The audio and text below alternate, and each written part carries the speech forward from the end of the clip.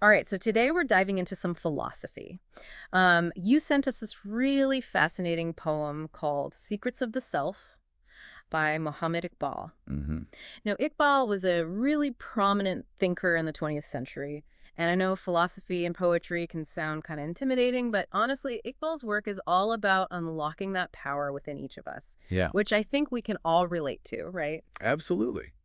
And what's really cool about Iqbal is that he's not just talking about these abstract ideas. Right. He uses this poetry to really connect those deep concepts to our everyday lives. Exactly. So let's jump right in. His central idea is this power of the self, but it goes way beyond just like who we are as individuals, right? Right. He's saying that the self is actually the foundation of reality itself. Yeah. Whoa, it's like the source code of the universe, and Yeah. everything we experience is like a manifestation of it. It really challenges how we usually see the world. Totally, I right. tend to think we're separate from everything else, but Iqbal suggests that we're all deeply interconnected. Yeah. You can almost think of it like the entire universe is a giant mirror, Yeah. and it's reflecting our own inner being. That's a really cool image. So, okay, if the self is the starting point, then how does the rest of reality come into play? Like, what about all this stuff that's not us? Yeah. The not self, as he calls it. Well, Iqbal says that the self actually creates the not self. Okay. So it's kind of like an artist bringing a sculpture into existence. Right. But it's not just about creation. It's this dynamic interplay. Okay. The self needs the not self to actually grow and evolve. It's like that saying, iron sharpens iron. We need challenges and even conflict sometimes to Yeah. really push us to our limits. Exactly. And Iqbal uses this really vivid image. He talks about a rosebud transforming into a rose Okay. and how it has to essentially tear itself apart to blossom into its full beauty. Yeah. It's a powerful reminder that even experiences that seem negative or even destructive Yeah. can actually serve a purpose. Right. Like, it's not about seeking out pain, Yeah. but just understanding that challenges are going to happen. They're a necessary part of growth. Absolutely. So where does desire fit into all this? Because, we hear all the time that we should like control our desires or keep them in check. Yeah. But Iqbal seems to have a very different perspective. Yeah, he does. He actually believes that desire is the engine of life. Hmm. It's the force that propels us forward, that Yeah. motivates us to create, to strive, Hmm. to become more. So even in nature, we see desire everywhere, Yeah, like a flower reaching for the sun, exactly. a bird building its nest. Like, it's just this instinctive drive to grow. And to thrive. But how does that apply to us as humans? Well, Iqbal would say that recognizing and nurturing our desires is actually the key to unlocking our true potential. Okay. He gives the example of a nightingale singing his heart out. And the song is beautiful because it's this pure expression Right. of the bird's desire to create and share its unique voice. That's a beautiful analogy. So it's not about like indulging every whim you have, Right. but about identifying those desires that are truly at your core and reflect who you really are and what you're meant to do in the world. Yeah. Which makes you wonder, are we really pursuing the paths that are aligned with what we truly desire? Right. Or are we letting external pressures dictate our choices? That's a big question. Yeah, it is. Now, Iqbal also talks about a concept he calls asking, which he believes can actually weaken the self. Mm-hmm. So what does he mean by asking? Well, he's talking about relying too much on outside sources for fulfillment. Okay. So it could be material dependence, like needing handouts, Right. or even intellectual conformity. Just Yeah. blindly accepting what other people tell you Right. without really forming your own opinions. Mm-hmm. And he illustrates this with this kind of strange story Okay. about sheep convincing tigers to become herbivores. Wait, hold on. Sheep convincing tigers to eat grass. I know it sounds a little far-fetched, Yeah. but it's this really powerful metaphor. At first, this change seems beneficial, Okay. but eventually it leads to the tiger's downfall. Right. They lose their strength, Yeah. their courage, their very essence. It's like they're giving up their agency, Exactly. their ability to like act independently and shape their own destiny. And they become dependent on the sheep. Right, which, let's be real, have a very different set of priorities. Exactly. So it's a warning about complacency and intellectual laziness. Absolutely. He's calling on us to think for ourselves, to forge our own paths. And this reminds me of something else you mentioned earlier about Iqbal's critique of Plato's philosophy. Right. It's kind of like a form of asking, in a way. You got it. Mm, He says that Plato's focus on transcending the material world right. and finding truth in the realm of abstract ideas can actually lead to a detachment from real life. Right, so it's like instead of engaging with the complexities of the Yeah. world and trying to shape our own reality, Mm-hmm. we retreat into our minds and just become passive observers Exactly. rather than active participants. He really believes that the material world, Yeah. with all of its challenges and imperfections, is actually where the real growth happens, where we achieve self-realization. And he uses this really cool image to illustrate the point. Okay. Imagine a world where gazelles can't leap. Dewdrops are frozen. Everything is static and lifeless. Wow. That's what he sees as the consequence of ignoring the material world. That's such a contrast to this vibrant, dynamic world that Iqbal celebrates. Very cool. It makes you think about how much time we spend trying to escape discomfort Yeah. or avoid confronting difficult realities. That's a good point. And this brings us to another really important aspect of his philosophy, the power of love. Okay, I'm intrigued. We've talked about the not self-desire. Mm-hmm. Even Plato. Now, love enters the picture. Exactly. So how does Right. he view love, and how does it connect to everything else we've been talking about? So for Iqbal, love is so much bigger than just romantic love. Right. He sees it as this driving energy behind creation, unity, the pursuit of higher ideals. So it's not just about warm and fuzzy feelings. No, it's this driving force for growth and positive change Okay. within ourselves and in the world around us. Got it. So to illustrate this, he draws on the life of the Prophet Muhammad Yeah. and points to how his life embodied this power of love, bringing people together, There. creating a sense of brotherhood that went beyond any kind of social or cultural barriers. Mm. So it wasn't just preaching about love. Right. He was actually living it, embodying it in his actions. And there's one story that really stands out to me. Oh, yeah. It's about the prophet veiling a captive woman. Okay. So even though she was considered an enemy, he still treated her with so much respect and compassion. That's a powerful example of how love can bridge divides Mm-hmm. and create a more compassionate world. Absolutely. It makes you think, how often do we approach others with that level of empathy and understanding? It's a big challenge, especially in today's world where there's so much division. Absolutely. But his message is a reminder that love can really be transformative, Mm-hmm. both personally and on a larger scale. And it's important to remember that he doesn't see love as this weakness or something passive. True love actually requires strength, courage, Yeah. and a willingness to stand up for what you believe in. It's about setting boundaries and having strong values. Absolutely. And sometimes saying no to things that go against your integrity. Embracing your own agency. Exactly. And this leads us to his framework for developing the self, Mm-hmm. which he divides into these 3 stages. Right. Okay, so tell me more about these stages. What's the path he's laying out for us? Well, to illustrate these stages, he uses the analogy of a camel. A camel. Okay. So in the first stage, obedience. Okay. We're like a camel patiently carrying its burden. So how does obedience, which we usually think of as restricting, Right. lead to this self-development? Well, Iqbal's point is that true freedom doesn't come from rebelling against every rule or structure. Okay. It actually comes from understanding the underlying principles Right. that govern both the universe and our own lives, and then choosing to align ourselves with those principles. So it's not about blind obedience. Yeah. It's more about recognizing that there's a higher order. It Exactly. sees natural laws or moral principles, Mm-hmm.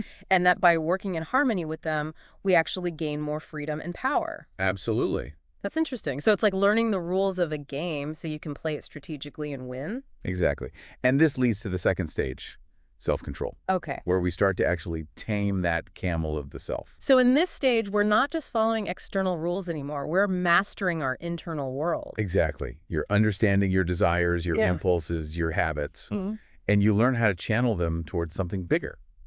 So we become the captain of our own ship, so to speak. Yeah. We're not just being tossed around by our desires anymore. You're taking control. And then the culmination of all this, the third stage, Is divine vicegerency. divine vicegerency. Okay, break that down for me. What does that even mean? Essentially, it means becoming a conscious agent of positive change in the world. Okay.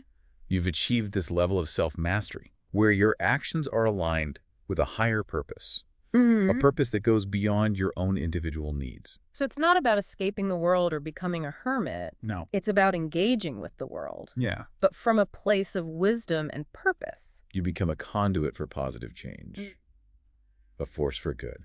I like that.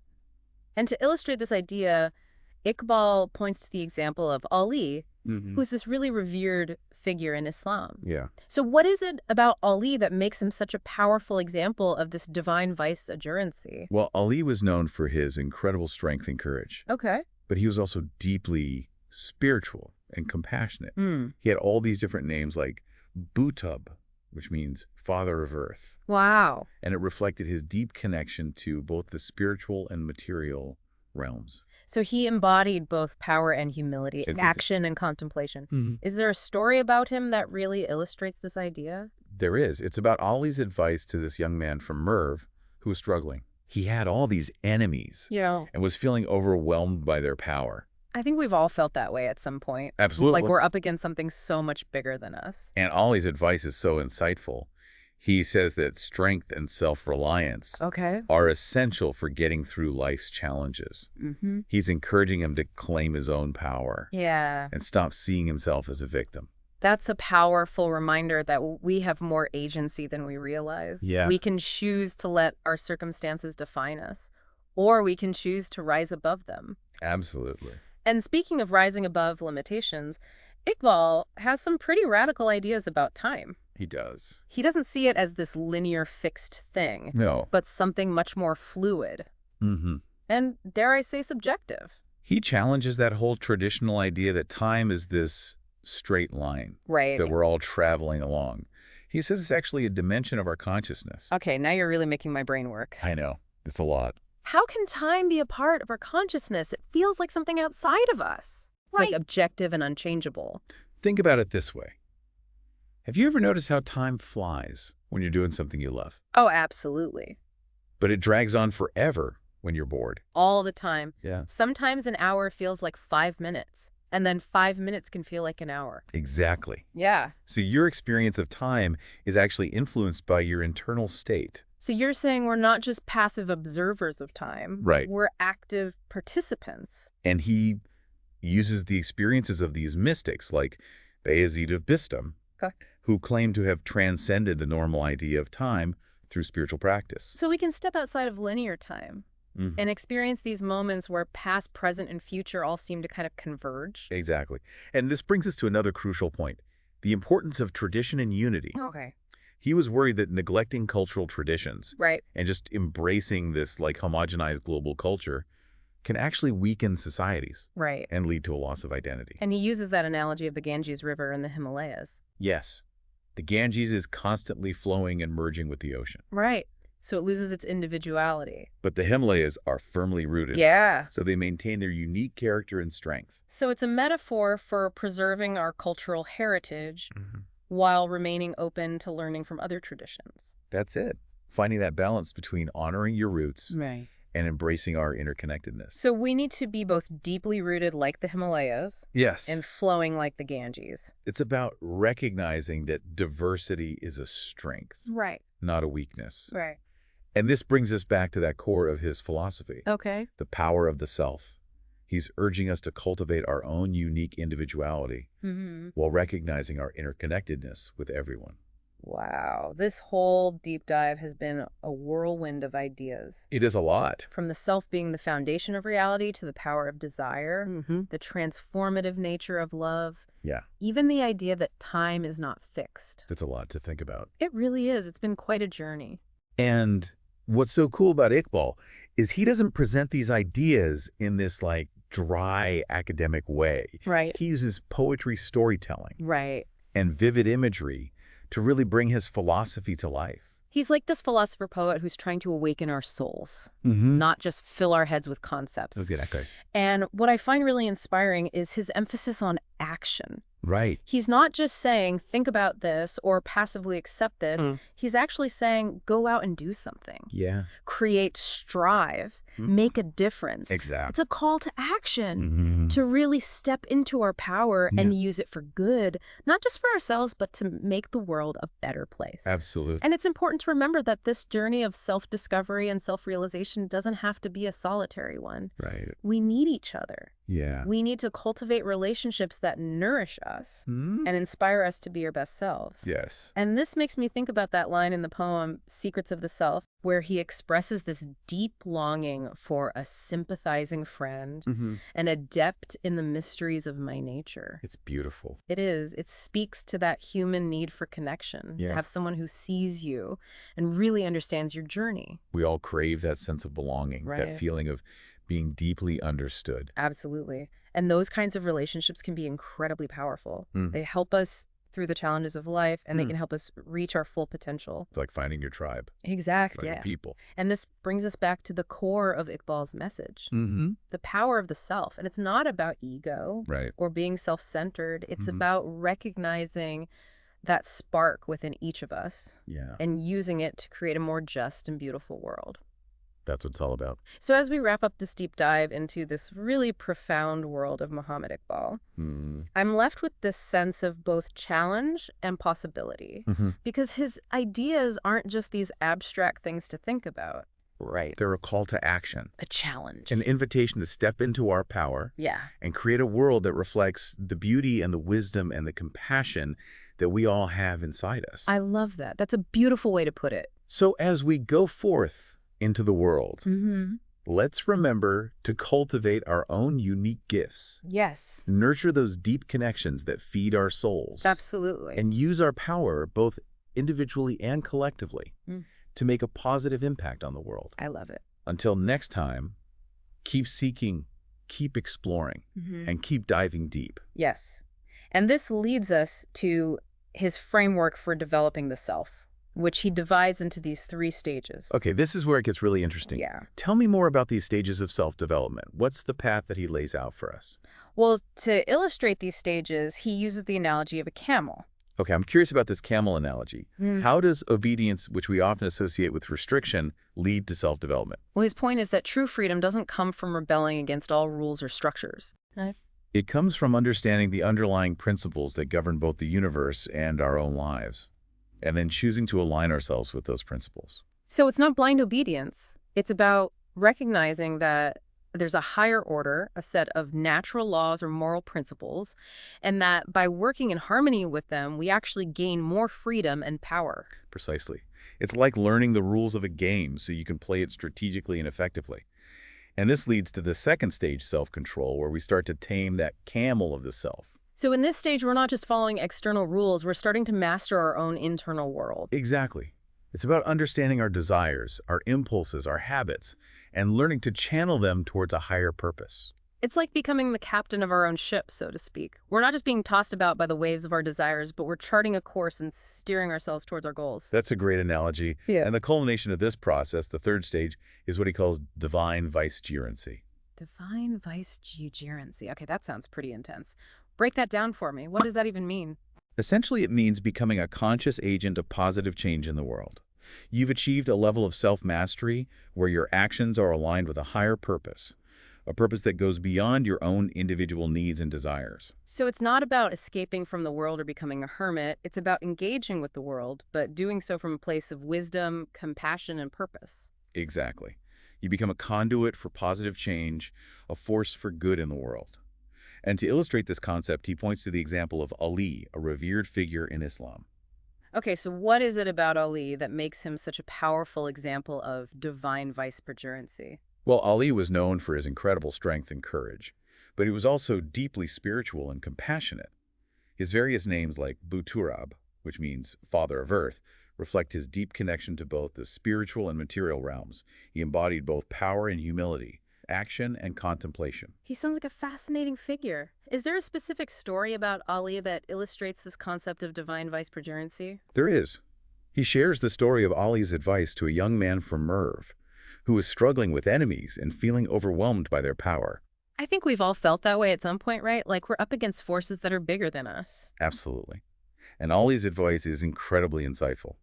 He tells the young man that strength and self-reliance are essential for navigating life's challenges. He encourages him to claim his own power and to stop seeing himself as a victim. It's a powerful reminder that we have more agency than we often realize. We can choose to be defined by our circumstances, or we can choose to rise above them. And speaking of rising above limitations, he has some pretty radical ideas about time, right? He doesn't see it as a linear fixed thing, but something much more fluid and even, dare I say, subjective. You're exactly right. Yeah. He challenges the conventional notion of time as a straight line that we're all traveling along. Yeah. He suggests that time is actually a dimension of our consciousness shaped by our perceptions and actions. Okay, now you're really making my brain stretch. How can time be a part of our consciousness? It feels like something outside of us, something objective and unchangeable. Think about it this way. Have you ever noticed how time seems to fly when you're completely engrossed in something you love but drags on endlessly when you're bored or anxious? Oh, absolutely. Sometimes an hour feels like 5 minutes, and other times 5 minutes feels like an hour. So you're saying our experience of time is actually influenced by our internal state. Precisely. He suggests that we're not just passive observers of time, we're active participants in its unfolding. And he draws on the experiences of mystics like Bayezid of Bistam, who claim to have transcended ordinary notions of time through spiritual practice. So it's like we have the potential to step outside of linear time to experience moments of expanded awareness where past, present, and future seem to converge. That's the idea. And this brings us to another critical point in his philosophy, the importance of tradition and unity. He expresses concern that neglecting cultural traditions and embracing a homogenized global culture can actually weaken societies and lead to a loss of identity. He uses that striking analogy of the Ganges River and the Himalayas Mountains to illustrate this concept right. The Ganges, constantly flowing and merging with the ocean, loses its individuality, while the Himalayas, firmly rooted in the earth, retain their unique character and strength. Exactly. It's a powerful metaphor for the importance of preserving our cultural heritage while also remaining open to learning from other traditions. Hmm. It's about finding that delicate balance between honoring our roots and embracing the interconnectedness of humanity. It's like we need to be both deeply rooted, like the Himalayas, and flowing like the Ganges. We need to draw strength and wisdom from our traditions while also remaining open to new ideas and experiences. Precisely. It's about recognizing that diversity is a source of strength, not weakness. And this brings us back to the core of his philosophy, the power of the self.